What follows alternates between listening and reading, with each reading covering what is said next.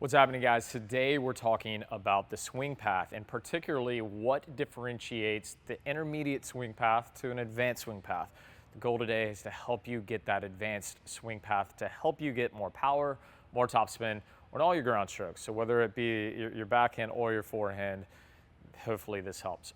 So I think a lot of times when we're talking about the swing path simply referring to the nature of the racket travels, the path in which it travels, or in these strokes. And a lot of times this gets convoluted because we hear things like unit turn and then the slot, the lag, pronation, and where the follow through, the dozen different follow throughs, right?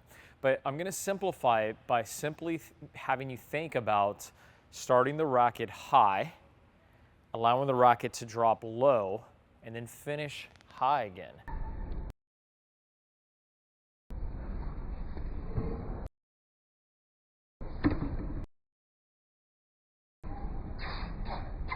And I know this seems relatively simple, but it doesn't matter what the stroke is. So if it's a forehand or a backhand, I'll show you as a lefty. If I'm hitting a two-handed backhand, the racket orientation is still going to start high, the racket is still going to drop low, and then it'll finish up high. And that's the truth, whether it be a one-hander or the two-hander coming through. The lefty stroke there looks super natural, I'm sure.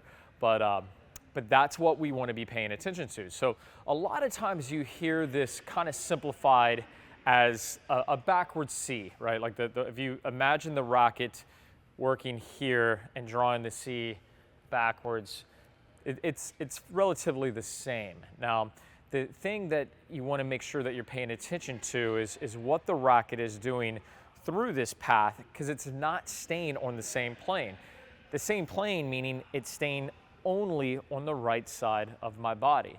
The racket is going to travel behind my body as well. And this is where we really start getting into the more advanced biomechanics of advanced players. So before I get into that, let me just back it up for a moment and just explain. I think it's one thing to tell you this is how it should be done, but explaining why we want to start in this high position and then work low to high, obviously why that's advantageous. So when we're starting with our forehand high, you're creating leverage over the ball. Why? The leverage is created by the racket picking up speed and momentum as it drops, right? Imagine it like a roller coaster. The more my racket starts from this high to the drop to the low, the more speed it's going to pick up.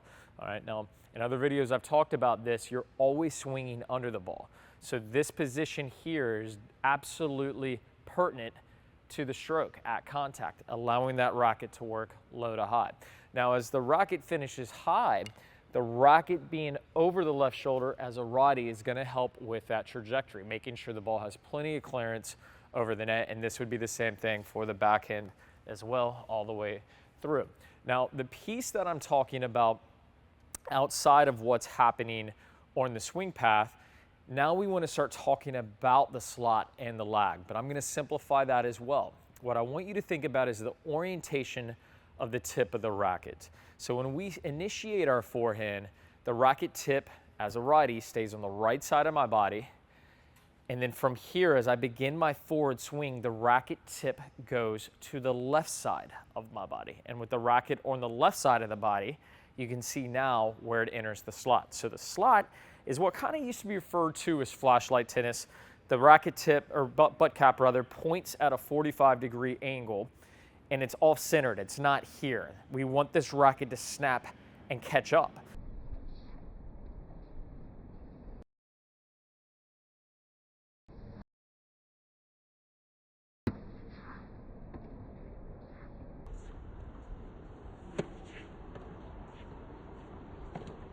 So with the racket now being in the slot, the racket has to lag to contact. And all that's simply referring to is the racket head lags behind my hand to the ball. And this is where we start getting really big power. All right, so let me break this down. So we go right, left, right, left. And if we put it all together, the racket goes high, low, high. Now we make it a little bit more advanced. High, right? That's the right side of the body. Left, right, left. And for you guys, if you really, once you get this down, this high-low high, start practicing your forehands by just starting low in this position. Get the racket in the slot and train it to lag out into contact. And then from here, add back the high part, the unit turn. Start with the racket up, allow the racket to drop into this position, and then work out through the contact. Now the key in all this is making sure that you keep the hand loose, send the hand out to contact in order to hit the big forehand. Or backhand, excuse me. And so really, whether it's forehand, backhand, even the slice is going to start high, then work low, and then finish high. Doesn't matter what the stroke orientation is, they all work high, low, high. We'll take a look at a few examples here, and you can check it out for yourself.